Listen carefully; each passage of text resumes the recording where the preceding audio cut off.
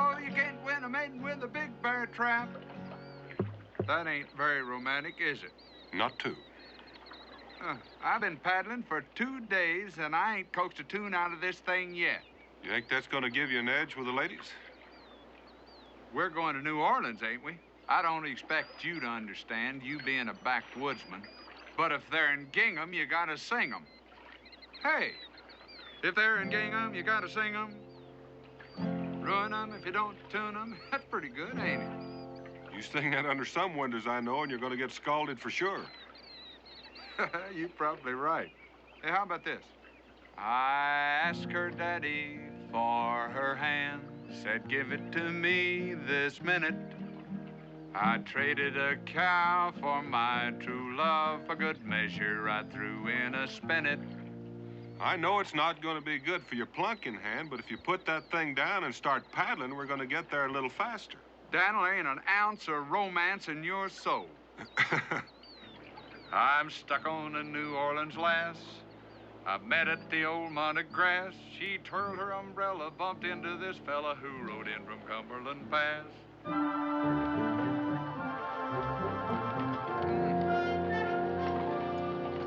This is really some place, isn't it, Daniel? Thank you. Sure is, Josh. You know, I heard a fella talking to the hotel clerk, and he said there were 12,000 people living in New Orleans already. Just seems impossible. You know it? All of these people crowded into one little old bitty place. I'm sorry. You know, I got a feeling that you could live here for a year and still not meet everybody. You know something, Josh?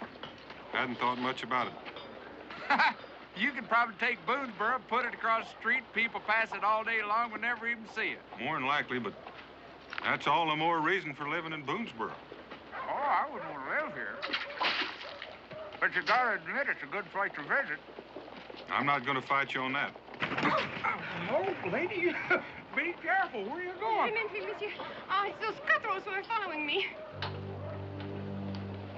Now, if you permit me... Wait, now that's nothing going to happen to you as long as we're here.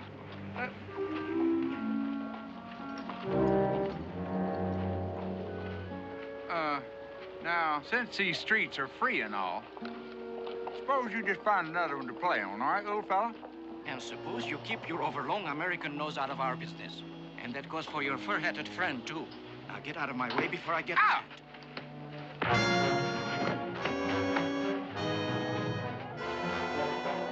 He's busy. Try me.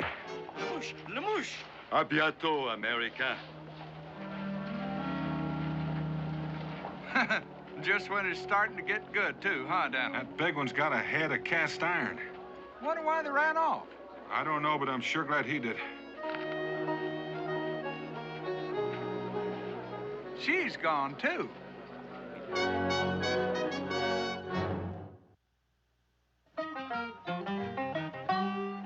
Daniel Boone was a man, yes, a big man,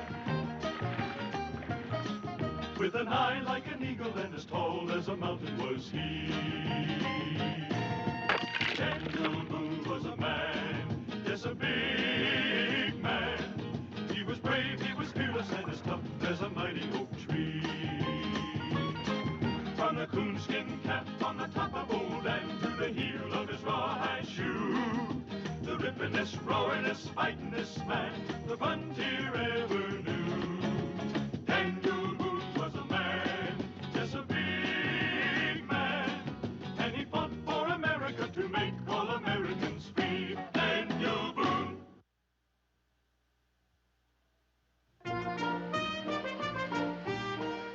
Well, why would she just run off without saying goodbye, thank you, or anything? Well, maybe she remembered something she had to do. Why would those two fellas be chasing her? Josh, you've asked me a question I can't answer. Bonjour, Monsieur Boone, Monsieur Clément. You have returned so soon. Mr. Hamel. Your business was concluded satisfactorily? Very well, thank you. As a matter of fact, it went so well, we'll probably be leaving tomorrow morning. Oh, that is too bad. Good for you, of course, but bad for me. It is such a pleasure to have you as a guest. Something is wrong, Monsieur Clément? I can be of some assistance. No, not unless you're good at solving riddles. Riddles, Monsieur? I think we'll just take the key and a good hot bath. Josh here's had a rough day. Ah, but of course, monsieur. Number 12. Thank you. Come on, Josh, you've been waiting for something to happen, and it has. I think you can stand a little freshen up, make you feel better. Well, you ain't exactly no lily of the valley yourself.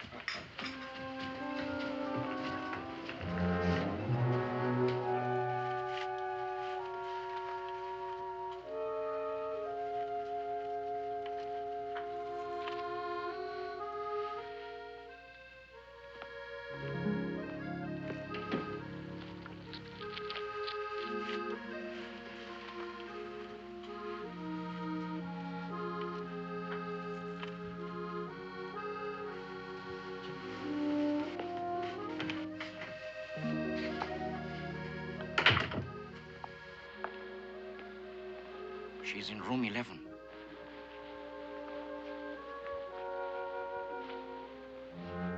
It's this way.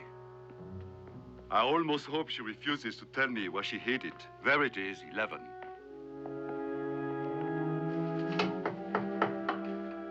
Mademoiselle Jaunet, this is the proprietor. I have some lovely flowers for your room.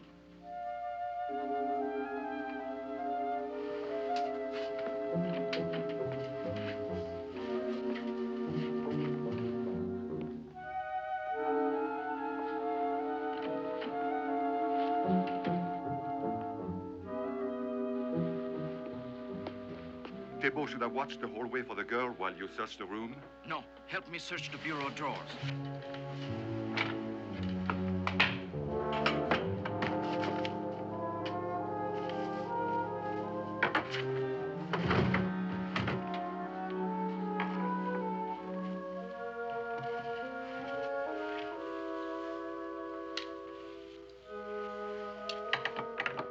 Thébault.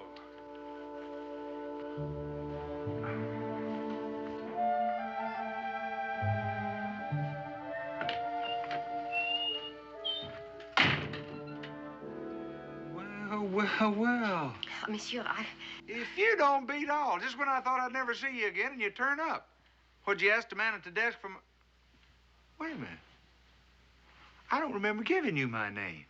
Oh, no, monsieur. But I asked him for the handsome young American.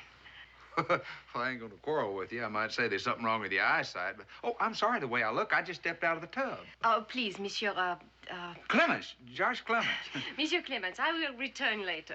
No. You don't have to do that. You just stay right where you are, and I'll get over here behind this whatchamacallit. And, we can go right on talking. Yeah, I was saying to Dan, that's the feller's with me this morning. I said, it's kind of a shame the way you had to run off. I kind of thought, well, you know, you're in New Orleans a couple of days, and you sell your skins, and you kind of like to meet folks. And, you still there?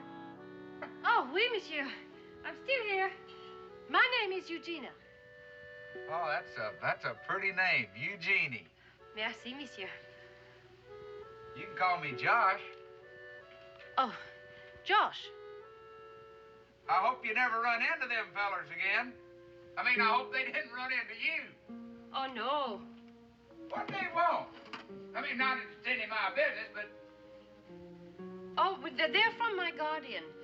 You see, I'm of age, of course, but they do not want me to receive my inheritance. Oh, that's too bad. You need any more help, though, you just say the word, Eugenie. Oh, Maybe I can go talk to him. I mean, your guardian.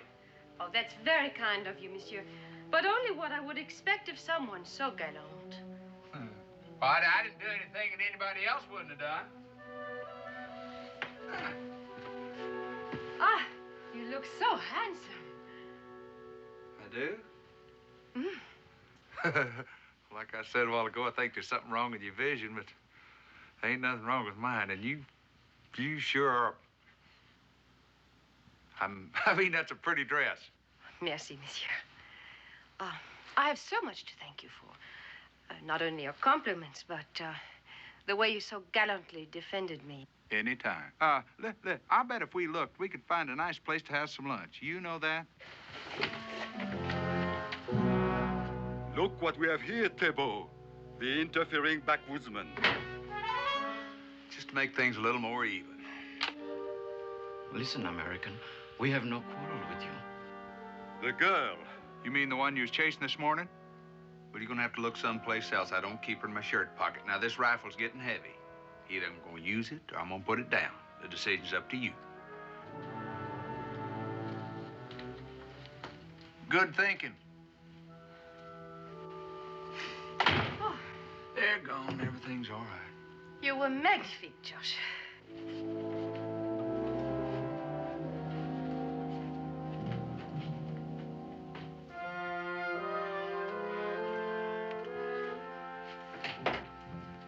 Daniel. Eugenie, it's my friend Daniel Boone. Daniel, this is Miss Mademoiselle Eugenie. Genet. Enchanté, Monsieur Boone. Miss Jonay, I just saw the two men that were chasing Miss Jonay. If they don't know she's in here. Guardian, they work for her guardian. I'm sure Monsieur Boone is not interested in my troubles, Josh. Well, that's not so, Miss Jonay, if we can be of some help. See, Eugenie? Well, Daniel, her guardian's trying to steal her inheritance. Well, have you been to the authorities? Oh, well, no, because you understand it's a family matter. I see. I have imposed upon you long enough, gentlemen. Well, I thought we was going to have lunch. Oh, another time, perhaps, Josh. For supper? Oh, we shall see. You know, them two fellers might still be out there. Oh, well, I'm right across the hall from you, and I'm sure they will not try anything again. Au revoir. Au revoir, monsieur. Daniel, do we just have to go home tomorrow? Well, Mr. Phelps is going to pay us for our furs first thing in the morning. Yeah. We just now agreed and arrived at a price. We could stay here in the city. And, of course, with the things happening to you that are bound to happen to you, I would say there was an excellent chance of your ending up without a shilling for a whole season's worth of trapping. All right. Look, Well, now, Josh, you are a grown young man, and I will not stand in your way if you want to stay here in the city and spend your money. oh, Boy, she sure is a pretty young thing, now, isn't Yes, she? she is. Man, the way she talks and acts, you just feel like you want to help her. Mm-hmm. You know what? I might just sing her a song tonight. But I'm going to do some tuning first. This thing don't sound right.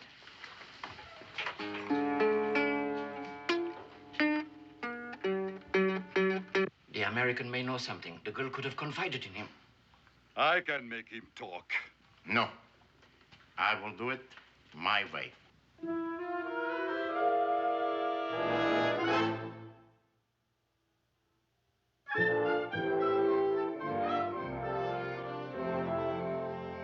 Where are you going, my pretty little miss, my little brown-eyed daisy? If I don't find me a young man soon, I think I'm going crazy. A rink-tum-mink-tum, dee-dee-dee-um, a rink-tum-mink-tum, doo-dee. Would you mind telling me something?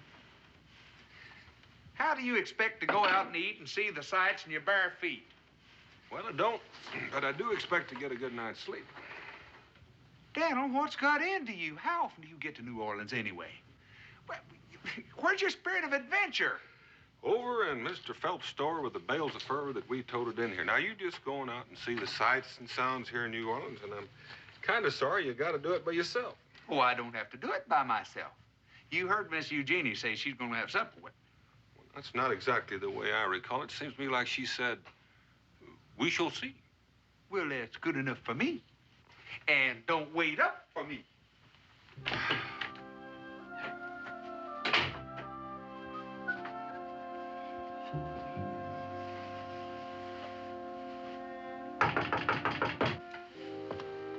Who is it?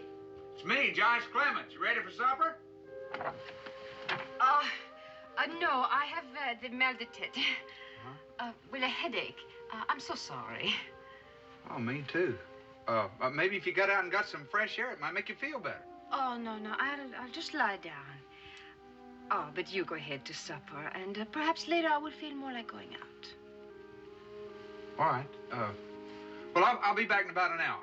All right.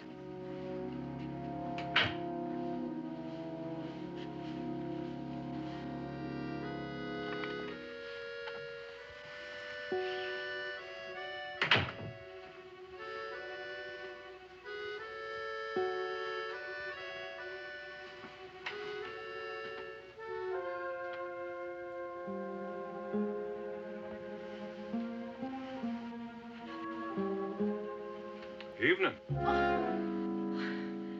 If you're looking for Josh, I thought he was with you. Oh, Monsieur Boone, what you must think of me entering your room without being invited. I had a terrible headache, and I told Josh that when I felt better, I would come over. Well, that's perfectly all right, mademoiselle. Oh, I did not know, of course. I did not even dream that you would be here. When you see Josh, would you tell him that my headache is much better? Well, if you would like to find him, he's probably in that fancy eating place over there across the street. Oh, well, merci, monsieur.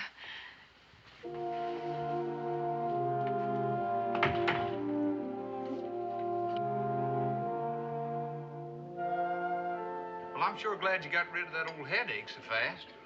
Oh, well, they come and they go. It seems a shame that a pretty young thing like you ought to have to worry like that.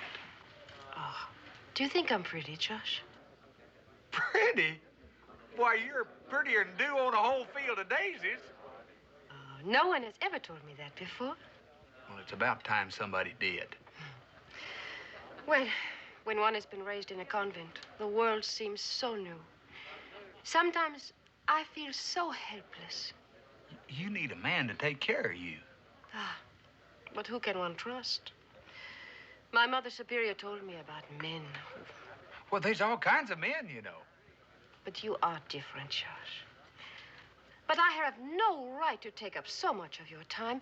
You did not come to New Orleans to become involved with me. Well, that's been the nicest thing about all of it. Hey, why don't we see some of New Orleans? Ah, there are cafes and bistros right down the street. Well, let's go. After we finish our demi-tasse. Oh, I couldn't eat another bite. I'll just drink my coffee.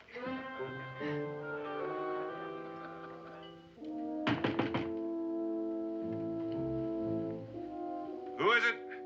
Police, monsieur.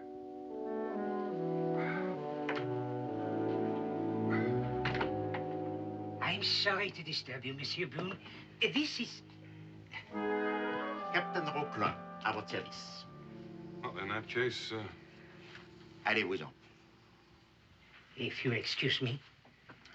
would you have a seat? No, merci. I wasn't aware that we'd busted any of your laws. Oh, no, monsieur. Far from it. I only want information. Pardon. Information. Information? Information about what? You have heard of Benvenuto Cellini? No, I can't say that I have. The world's greatest gold and silversmith. Born 1500, died 1571. Today, his smallest work commands a fortune. A fortune. The Cellini pendant belongs to His Majesty Louis of France. It is fashioned of diamonds and pearls and gold. It was stolen from the royal collection 2 months ago. We traced it here to New Orleans. Worth a lot, is it? Conservatively, 100,000 of your American dollars, 400,000 francs. A tidy sum, no? Yes, yes, it is. But I don't see what... We have reason to believe that one of the thieves who brought the Cellini pendant to New Orleans was a woman who calls herself Eugénie Jaunet. You know her. No. Met her. Are you going to arrest her? Our interest is first and foremost recovery of the Cellini pendant. And alas, the Jaunet woman had accomplices. 2 men. One taller than me, the other much shorter. Exactly. You have seen them. Well, you could say that. Our information is that the Jaunet woman had stolen the Cellini pendant from the accomplices so that they too pursue her. Well, I will disturb you no more, monsieur. Perhaps I will return to talk to your friend. He is out. He is. We policemen have our informers. Is he attracted to Mademoiselle Jaunet? I would not blame him. Well, you might ask him yourself. Indeed.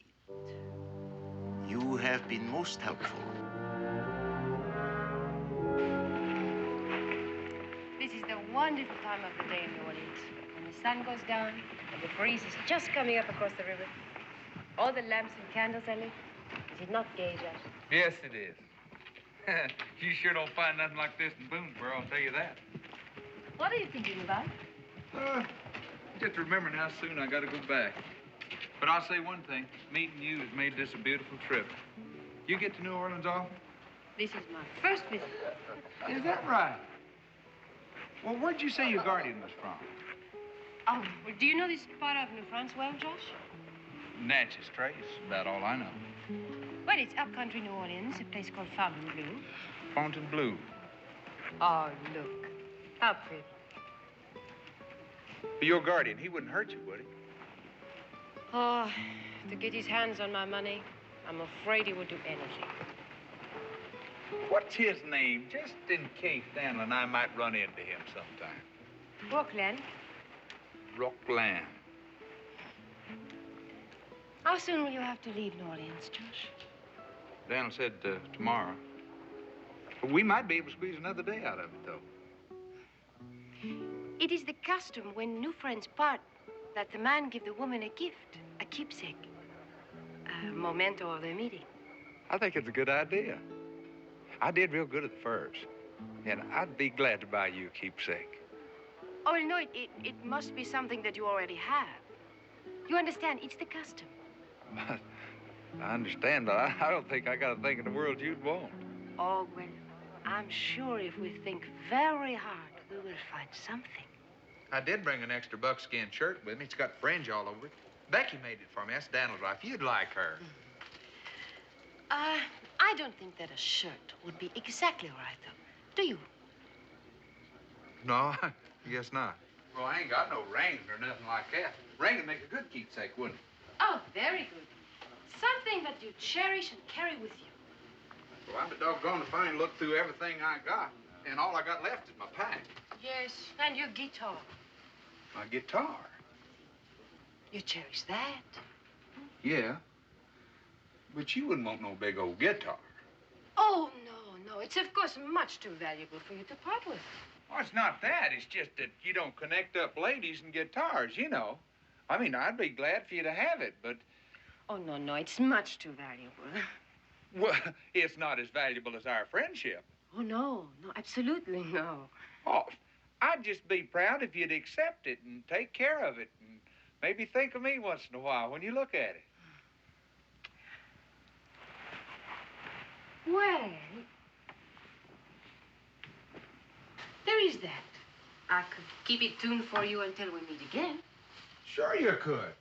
Eugenie, please. Please say you'll keep it as a keepsake. Well, only if you will accept this from me.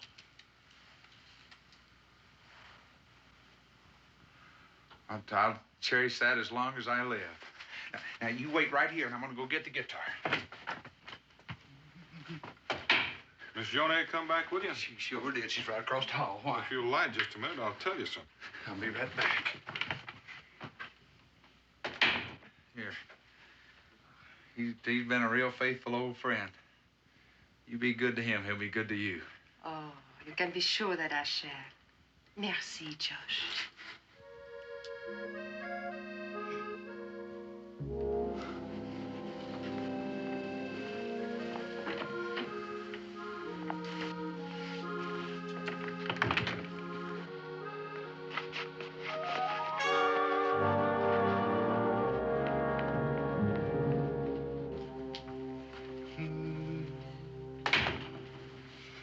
Josh, we got some talking to do. Anything you say, old friend. Where'd you leave your guitar?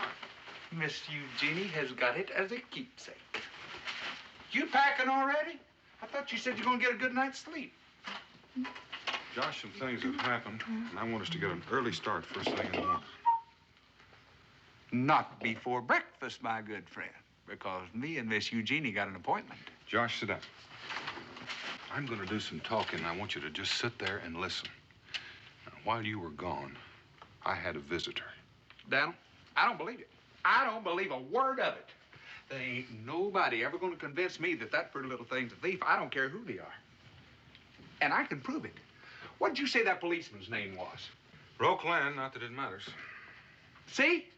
He isn't a policeman. That's her guardian, the one that's been trying to steal her inheritance. I can prove it. Come on. You'll see how wrong you are.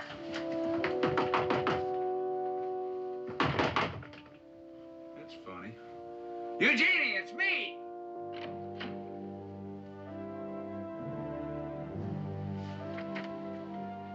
She ain't here.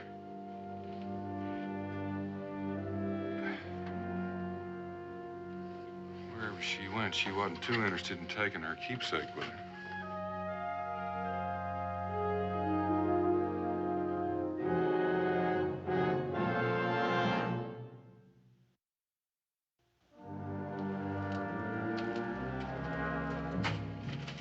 Have you found the pendant? Well, no, we didn't. Imbecile! We haven't done any good following her. Why bring the girl then? Remove the handkerchief. Certainly. Well, my girl, our first meeting since you left the ship at the wharf without the courtesy of saying goodbye to us. I will make her talk, Chief. You hear Lemouche? No subtlety at all. But one must say of him that he enjoys his work. Now let us be done with all this foolishness. Amelia at the hotel is ready with the money. When you tell us what you have done with the pendant. $10,000, 40,000 francs. Enough to make you independent for life here in the New World. That is not enough for you. You had to steal from your own friends. From me! Who took you from the gutters of Calais and made a lady of you. Very well. Even my considerable patience is at an end. If you harm me, you will never see the pendant. Empty words. Our good friend Lemouche could make the Sphinx talk, I believe. I see you believe me. You know that I'm a man of my word. You will not leave here alive unless you tell us where you have hidden the pendant. And after I tell you, then what? Your freedom. And my share of the sale. Of all the nerve. 10,000 francs. A gift for all time's sake. And consider yourself lucky. I will deduct the 10,000 francs from my share. And not 1 centime more, Eugenie. Very well. I applaud your good sense. Well, I don't believe it. I just can't. I mean, after all, she was raised in a convent, Daniel. I don't mean that I don't believe you. But she told me that her guardian was doing his best to steal her inheritance. Including pretending to be a police officer. Now, come on, Judge. It's the Americans. They're in my room. If he were her guardian, why would he want to pretend to be somebody else? And another thing, where is she? Where did she disappear to? I don't know. Right now, I don't know much of anything. I will get rid of them, but let me go in alone. Eh bien, but remember, no tricks.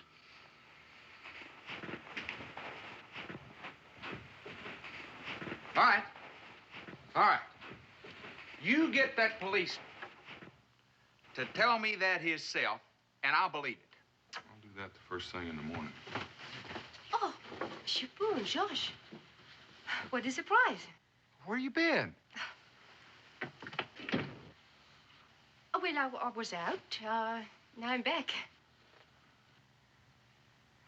You know, while you were gone, that fellow you said was your guardian, he came over here and told Daniel he was a policeman. Miss Jonay, Captain Roqueland paid me a visit tonight. Now, normally we don't go poking our noses into matters that are not our concern, but you've kind of made this into our business by involving Josh. So I think we're entitled to know what's going on. Well, you're right, Monsieur Boone. I did lie to you. Yes, Roqueland is of the police and not my guardian. I said that only because Even now, I cannot bear to think I'm a criminal. I, messieurs, am of the French upper class. And when my poor father and mother died, I was left penniless to bring up a younger brother.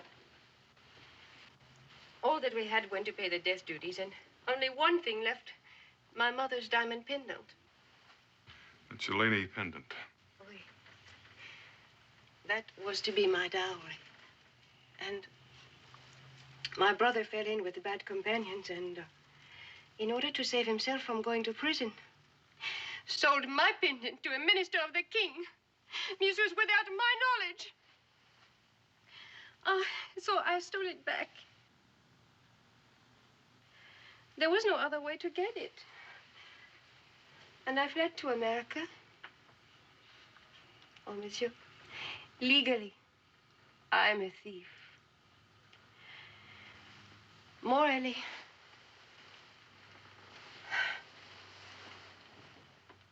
that is my story. Well, I believe you. And I'll just be doggone if that makes you a thief. I mean, after all, it was her property, Daniel. Captain Rockland said that the pendant was stolen from the royal collection. Oh, oui, but in France, monsieur, everything ends up in the royal collection. Well, what do you intend doing with the pendant? Well, I didn't know. I did not even think. Well, Daniel, you believe her now?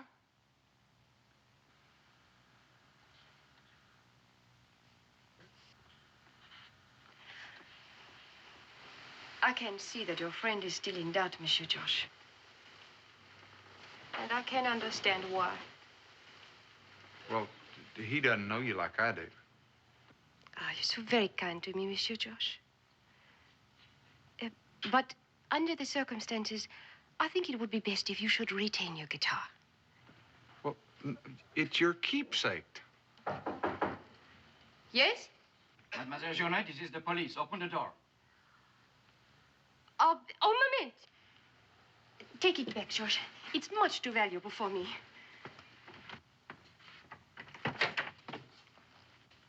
Ah, Monsieur Boone, we meet again. This gentleman, your companion? Josh Clement. Captain Roquelin, Paris Police. Them two, they police too? They are, monsieur. Oh, yes, I understand. There was a slight, comment dit-on, altercation. Well, there wasn't nothing slight about it. Interrupted was more like it. Why wasn't they in uniform before?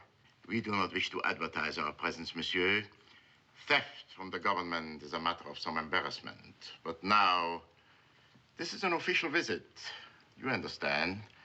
An interrogation of Mademoiselle Jonet. Well, monsieur, you will wish to return to your room. It is late. You sure you don't want this for a keepsake? We'll discuss it later, Josh. Good night, monsieur. If you need me for anything... Good night, Josh.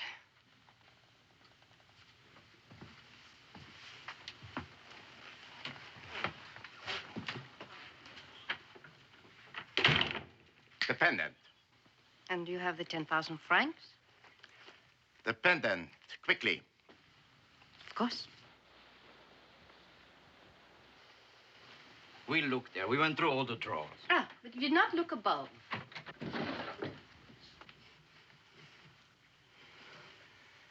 It's gone. It's not there. Someone is taking it. She lies. It was never there. This is where I put it. But I do not. Yes. You have thought of something.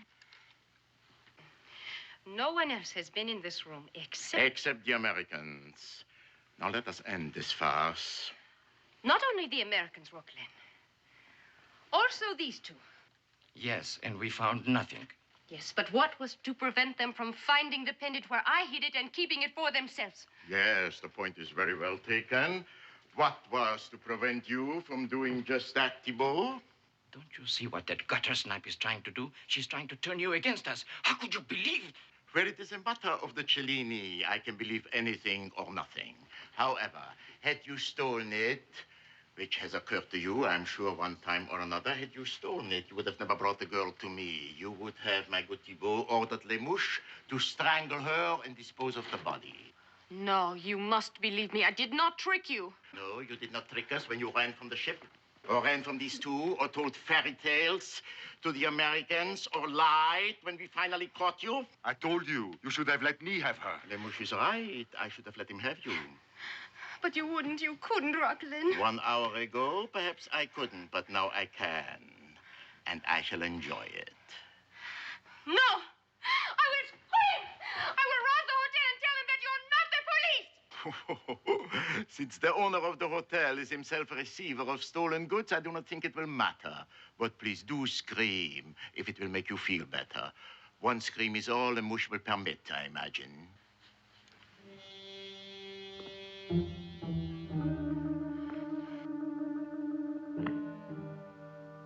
No, you keep him away from me. You've got to believe me, Raquel. You've got to. I did not lie to you.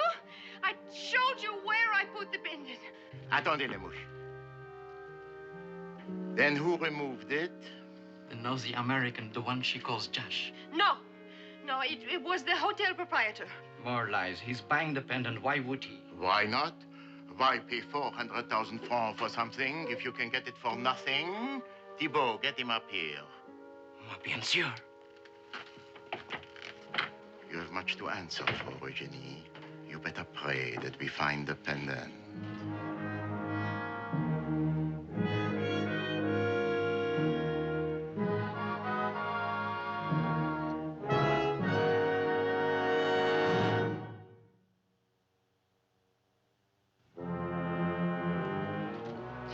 Rocklin, would I steal from you? Why not?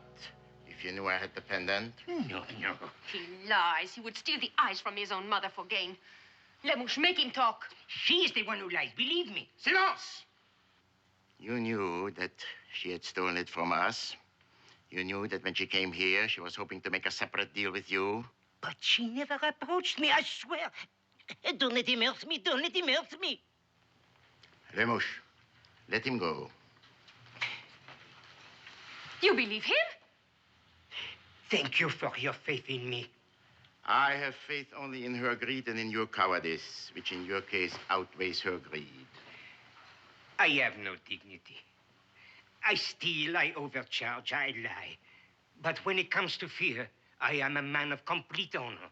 Please, Rocklin, tell him to get out. I'm getting sick. Bon. Allez-vous-en. Thank you. Thank you. It was unkind of you to accuse me of betrayal. I go.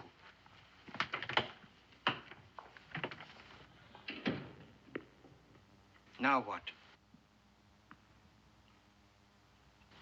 I have been thinking. Perhaps we have been underestimating our little protégée. She was extremely anxious to get rid of the Bumpkins guitar. Can you think of a better hiding place? Monsieur Clemens, open the door. It is the police. Open the door, police. I'm coming.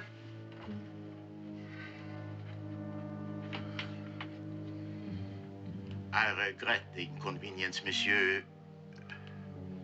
Your friend, where is he? I don't know. He's not here.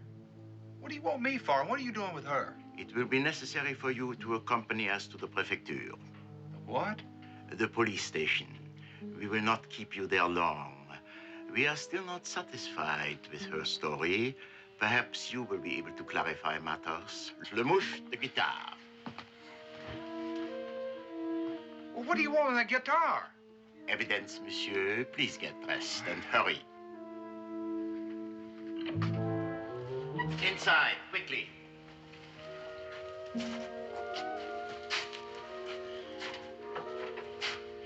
This don't look like no... I was right. You're not police. Bravo, Monsieur Clemens. You're not her guardian either. Heaven forfend, no, Monsieur Clemens. Call us seeker after truth. Wouldn't Seeker of the Pendant be a little more like it? I don't know where it is. Ask her. She'll tell you. The young lady is most reticent on many points, monsieur. Chief among them, of course, the whereabouts of the pendant.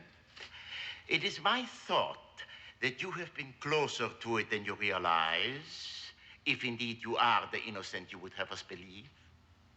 Now, why don't you cut out all that fancy talk and tell me what I'm doing here and what you want with my guitar? The answer to the first question will depend to a great extent on the very instrument, American. Le mouche, the guitar.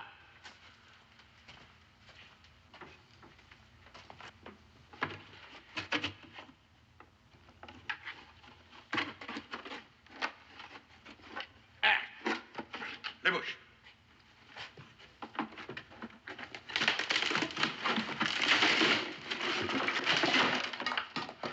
You broke my guitar. He's not there. I never thought it would be. I confess my hopes were high. Was it there?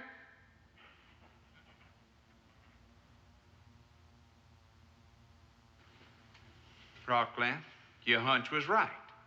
But somebody beat you to it. Her. No.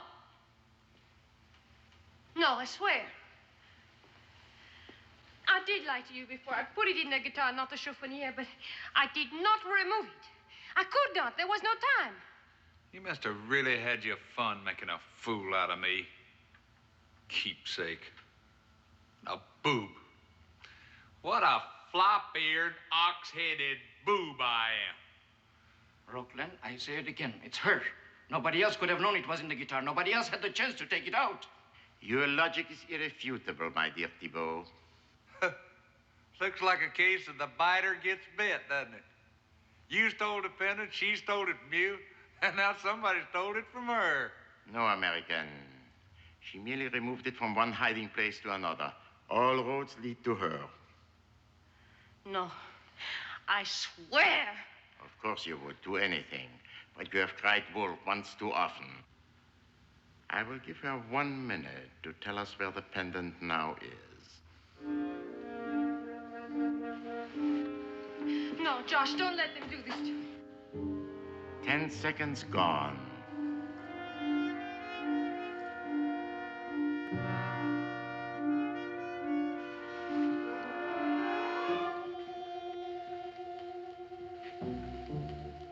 Twenty seconds.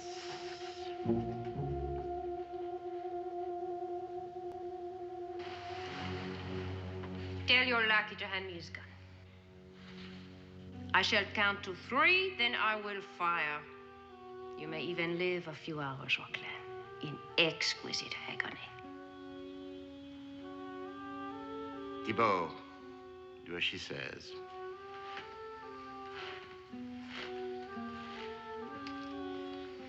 Thibault, you and your little friend over there. Good girl, Eugene. You too.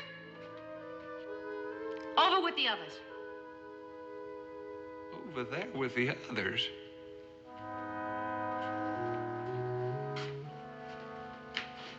Now you turn around very slowly.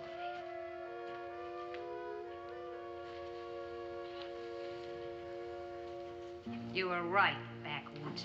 You are, what do you call it? A boob. A fitting title for you. All this will be for naught. We will track you down. Indeed, Rockland. The New World is a big place. And when I find the pendant, and I shall because I now know who must have it, I shall be swallowed up as though I never existed. Au revoir, Bumpkin Josh. Hold it. Stand.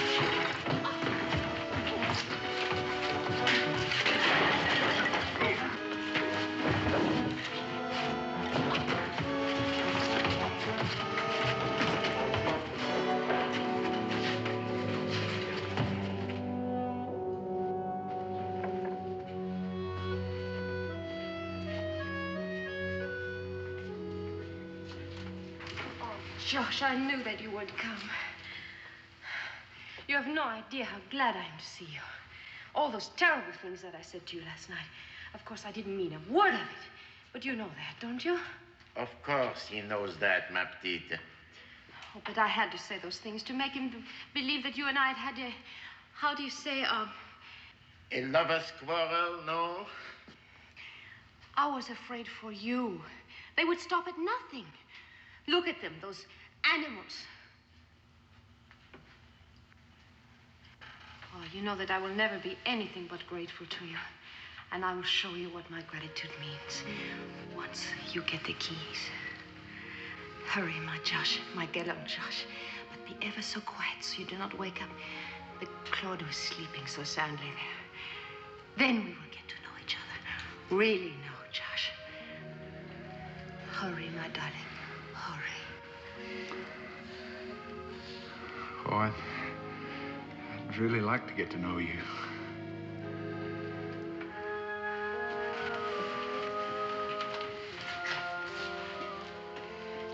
Just as soon as you get out.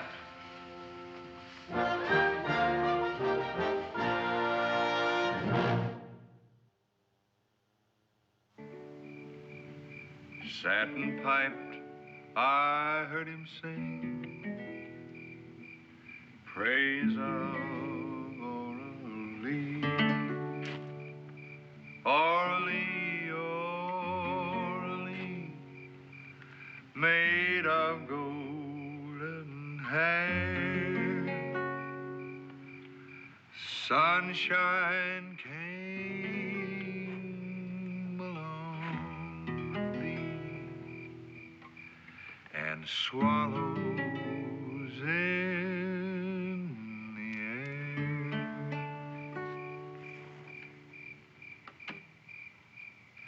Daniel, what made you think she hid that pendant in my guitar? Oh, nothing special, Josh. Everything in general. Caught her looking at it once when she didn't know I was watching. I reckon she seemed almost too good to be true. I didn't know what I was looking for or what I was going to do with it when I found it, but I kind of had a hunch it was going to be valuable. I thought I was a goner. Do you think she'd have really pulled that trigger if I'd have grabbed for that gun? I'm sure glad you didn't try finding out. Daniel, what do you really think of me? I mean, deep down. Well, I think you're slow to anger. But once you get mad, look out. Friendly, generous. Stupid, dumb, green. It's a green I could hide in short grass. Better men than you've been fooled by girls not half as smart as that girl back there in New Orleans. Maybe next time you'll be luckier. You might as well just forget it. It could have happened to anybody. It could have happened to me. But it didn't. It never does. And why, if you ain't smarter than I? Well, like I say, maybe I was just luckier than you, Josh. After all, I did get Rebecca to marry me. Although sometimes I can't really figure out why she did. Daniel, one more thing. That fella, the one that caused all the trouble. Benvenuto who?